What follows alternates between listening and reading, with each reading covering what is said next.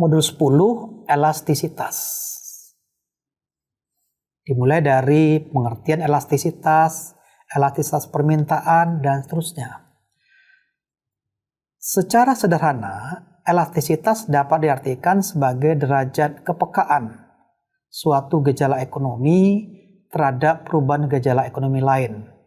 Atau elastisitas adalah persentase perubahan pada salah satu variabel yang diakibatkan dari 1% peningkatan pada variabel lain. Elastisitas terdiri atas elastisitas permintaan dan elastisitas penawaran. Kita mulai dari elastisitas permintaan atau elasticity of demand. Pada umumnya, konsumen peka terhadap perubahan harga. Ketika terjadi perubahan harga naik atau harga turun akan mempengaruhi keputusan konsumen dalam melakukan pembelian. Ukuran kepekaan konsumen terhadap perubahan harga disebut dengan elastisitas harga dari permintaan atau disingkat dengan elasticity demand atau ED. Pengertian elastisitas permintaan. Elastisitas permintaan mengukur persentase perubahan kuantitas barang yang diminta dengan persentase perubahan harga barang itu sendiri. Persentase perubahan harga barang lain, persentase perubahan pendapatan, dan sebagainya dianggap tetap. Besar kecilnya elastisitas permintaan diukur dengan tingkat koefisien elastisitas. Jenis-jenis elastisitas permintaan. Ada 5 elastisitas permintaan. Yang pertama, permintaan elastis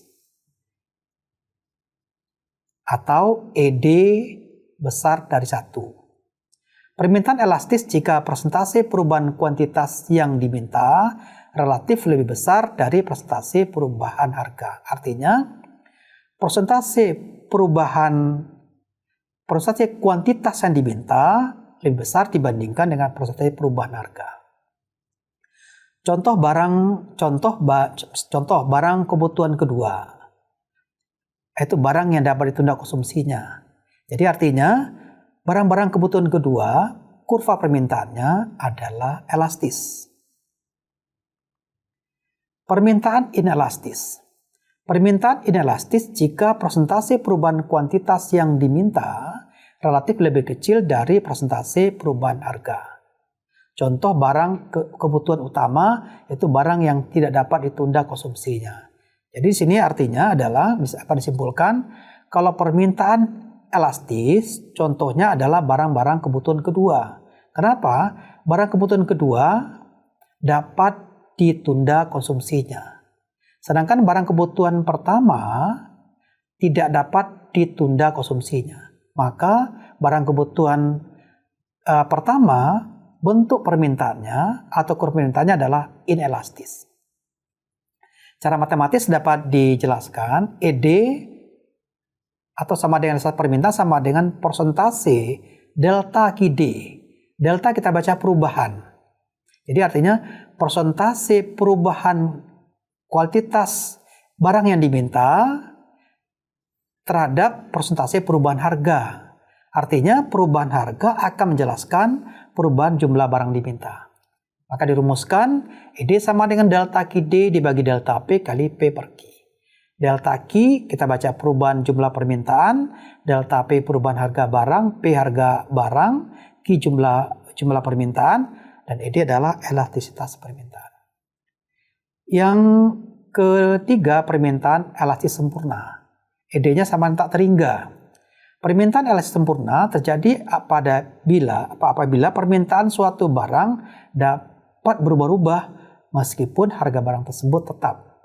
Sedangkan permintaan inelastis sempurna atau ED sama dengan 0, permintaan elastis sempurna terjadi jika tidak ada perubahan jumlah yang diminta meskipun ada perubahan harga. Dan permintaan elastis uniter atau ED sama dengan 1 adalah persentase perubahan jumlah yang diminta sama dengan persentase perubahan harga. Contoh di sini kita lihat. Kurva permintaan inelastis. Kurva permintaan inelastis sempurna dan inelastis. Kurva permintaan inelastis sempurna ada di sebelah kiri.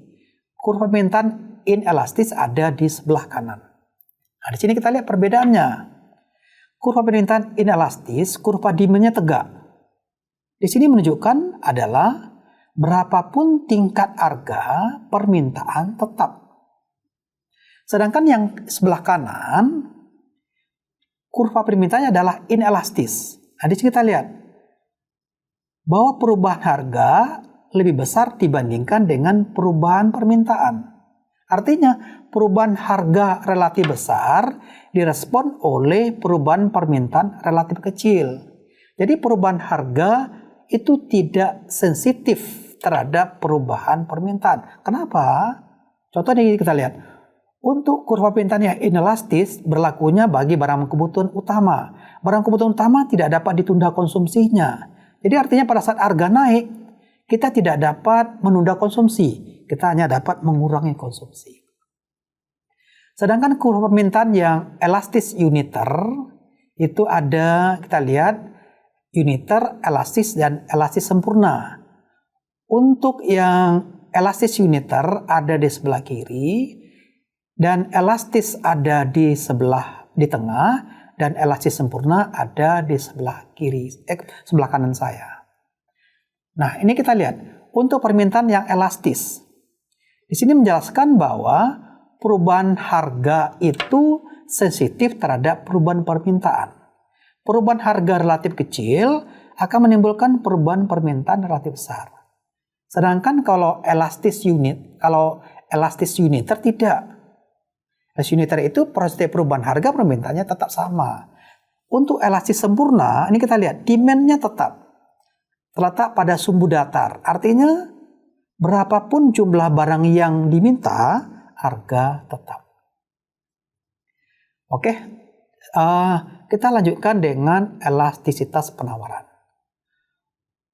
Untuk elastisitas permintaan, biasanya kita menghitung ada 3 elastisitas. Elastisitas harga, elastisitas silang, dan elastisitas pendapatan. Untuk elastisitas penawaran, biasanya kita hanya menghitung elastisitas harga doang. Kita mulai dulu dari elastisitas penawaran. Elastisitas penawaran diartikan sebagai derajat kepekaan perubahan jumlah barang yang ditawarkan yang disebabkan karena perubahan harga barang itu sendiri. Jenis elastisitas penawaran. Berdasarkan besar kecilnya tingkat koefisien elastisitas penawaran, elastisitas penawaran dapat dibedakan menjadi 5 macam. Penawaran inelastis sempurna ditanda dengan ES sama dengan 0, penawaran inelastis ES kecil dari 1, penawaran elastis uniter ES sama dengan 1, penawaran elastis ES besar dari 1, dan penawaran elastis sempurna ED sama dengan tak terhingga. Nah, kemudian jenis elastisitas penawaran dapat dilihat dalam bentuk gambar kurva penawaran.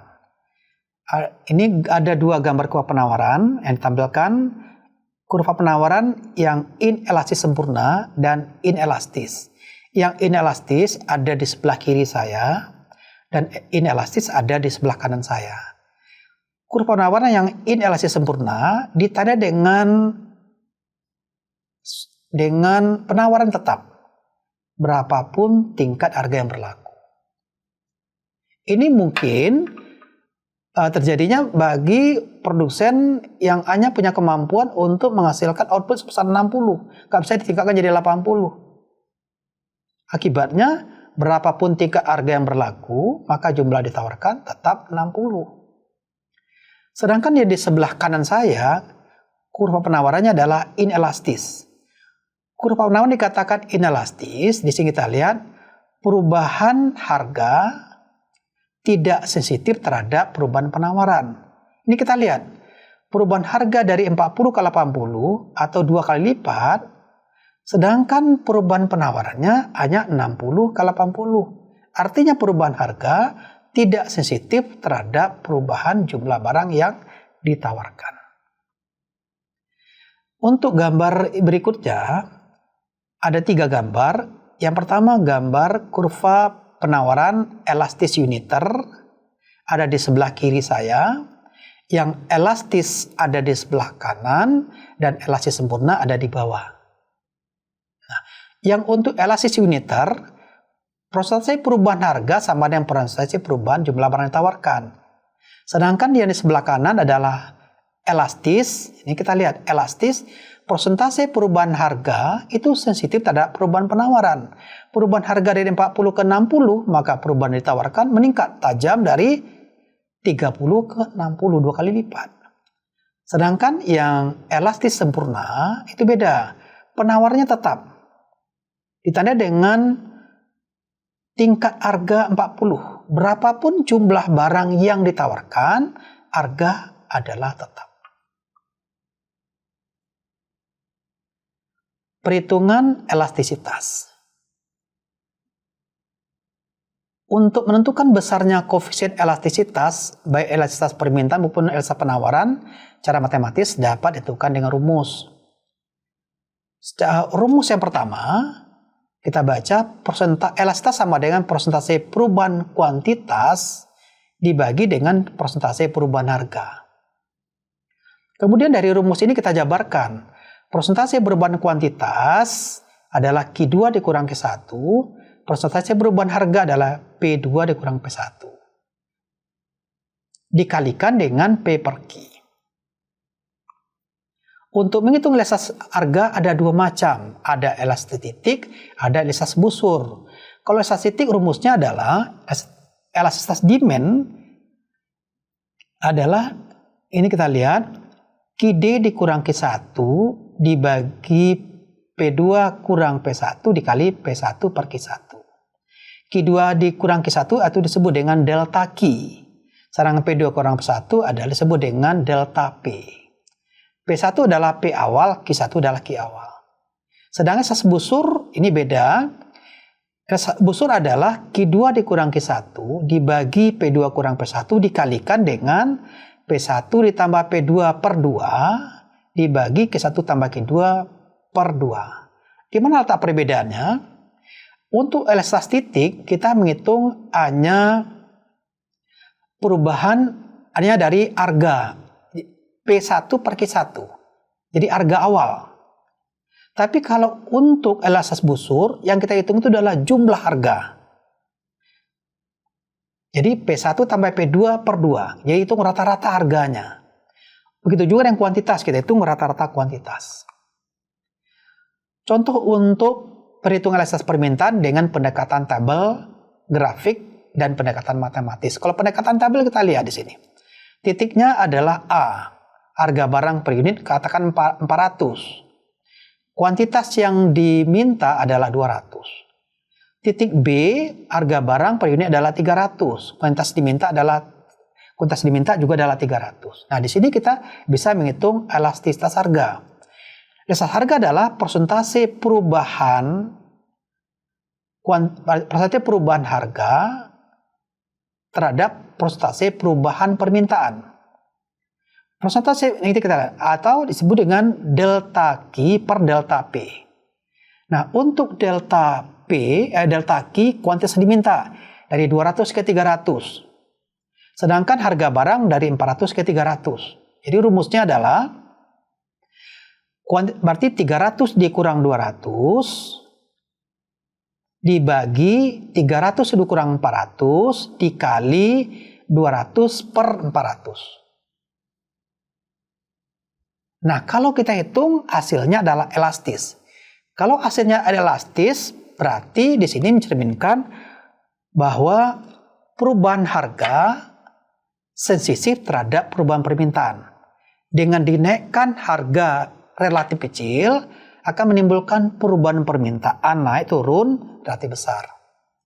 Begitu juga dengan dari titik B kepada titik C. Harga 300 ke 200, kuantitasnya dari 300 ke 200. Nah, kalau kita hitung hasilnya adalah disebut dengan elastis uniter, artinya elastis harganya adalah 1. Artinya persentase perubahan harga terhadap persentase perubahan permintaan adalah sama.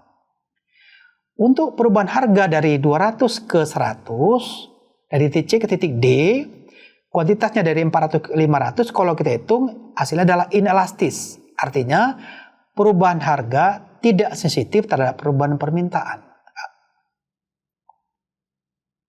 Pendekatan grafik.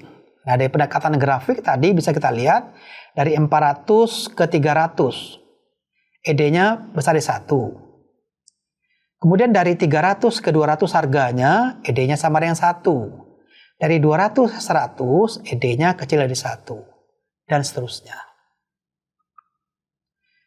Kalau pendekatan matematis, ini kita lihat nih. Dari rumus yang pertama, ED persentase perubahan kuantitas yang diminta terhadap persentase perubahan harga. Kalau kita jabarkan, ED sama dengan Q2 kurang Q1 per P2 kurang P1 dikali P1 per Q1.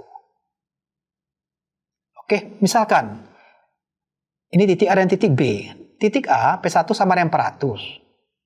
Q1-nya 200, P2 300, dan Q2-nya 300. Berapa elastisitas harganya?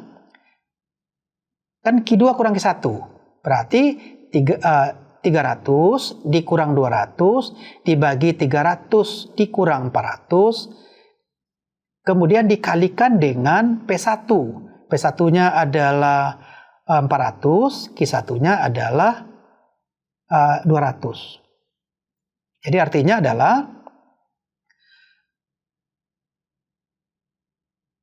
berarti 300 dikurang 200 dikurang 200 dibagi 300 dikurang 400 dikalikan dengan 200 per 400. Nah, di sini kita lihat hasilnya. Kan 300, maka elastisitas permintaannya sama dengan 2. Nah, kalau kita dapatkan hasilnya kan berarti min 2. Min 2 berarti kalau nilai min 2 sama dengan berarti dimutlakkan. Dimutlakkan sama dengan 2. Kenapa dimutlakkan itu 2? Kenapa tidak pakai negatif 2? Karena hukum permintaan itu sifatnya negatif. Jadi hukum permintaan itu adalah negatif. Jadi kalau namanya negatif itu kita baca hukum permintaan. Sedangkan 2 itu mencerminkan apakah dia bentuk kurvanya elastis, inelastis atau apa. Begitu juga rumus kedua. Kalau kita pakai rumus kedua langsung. Berarti 300 per 200 dibagi 300 per 100 kali 400 per 200. Sama dengan 2, sama hasilnya. Dan seterusnya bisa kita hitung untuk perubahan dari titik B, C ke D. Nah, untuk elastisitas penawaran dengan pendekatan, di sini pendekatan tabel. Bisa kita lihat di sini. Pendekatan tabelnya sebelah kiri atau sebelah kanan. Ini sama tadi yang kita jelaskan. Kemudian pendekatan grafik. Nah, ini kita lihat pendekatan grafik. Kalau pendekatan grafik, ini kita lihat di sini. Untuk menentukan besarnya koefisien elastisitas penawaran secara normatif dapat dihitung dengan rumus. Kalau bentuk kurvanya, permintaannya adalah misalkan sumbunya sumbu tegak. Kalau sumbu tegaknya kan sama dengan 0, berarti dikatakan inelastis sempurna. Tapi kalau sumbunya sumbu datar, S-nya sama dengan, di sini sama dengan tak terhingga. Berarti adalah elastis sempurna. Kalau ED-nya kecil dari 1, maka berarti elastis. Tapi kalau ED-nya adalah kecil 1 adalah inelastis. Kalau ED-nya besar 1 adalah kalau ED-nya kecil dari 1 disebut dengan inelastis. Kalau besar 1 adalah elastis. Dan kalau dia sama dengan 1 disebut dengan uniter. Nah, kalau kita lanjutkan dengan pemakaian rumus sama. Perubahan kuantitas, perubahan harga, dan seterusnya. Jadi konsep dari elastisitas permintaan sama dengan elastisitas penawaran, bedanya hanya dilihat dari hasilnya. Kalau elastisitas permintaan hasilnya pasti negatif, sedangkan elastisitas harga penawaran hasilnya pasti positif. Contoh seperti yang kita lihat. Hasilnya 1, kalau 1 sama dengan elastis uniter. Begitu juga rumus kedua bisa kita pakai, ya kan? Sekarang penerapan elastisitas.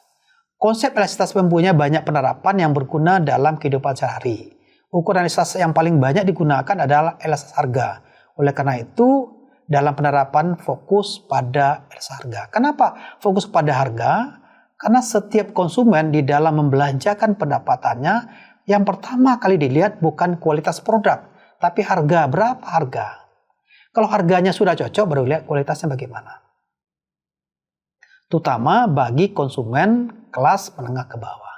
Tapi kalau konsumen menengah ke atas bukan melihat dari segi harga, tapi dari segi kualitas produk. Untuk mengetahui seberapa besar pengaruh perubahan harga terhadap perubahan permintaan, dapat kita hitung dengan menggunakan elastisitas harga. Contoh perhitungan di sini kita lihat. Setelah kita menghitung elastisitas harga, kita juga bisa menghitung elastisitas pendapatan. Elastisitas pendapatan menjelaskan persentase perubahan jumlah barang yang diminta terhadap persentase perubahan pendapatan. Jadi pendapatan yang menentukan berapa jumlah barang yang diminta. Pendapatan meningkat, jumlah barang minta juga meningkat. Dan seterusnya. Begitu juga dengan perhitungan asas dan dampak perubahan harga terhadap pendapatan. Bisa kita lihat di tabel. Oke, untuk modul yang ke-10 sudah kita jelaskan dan kita lanjutkan nanti modul yang ke-11 pada sesi berikutnya.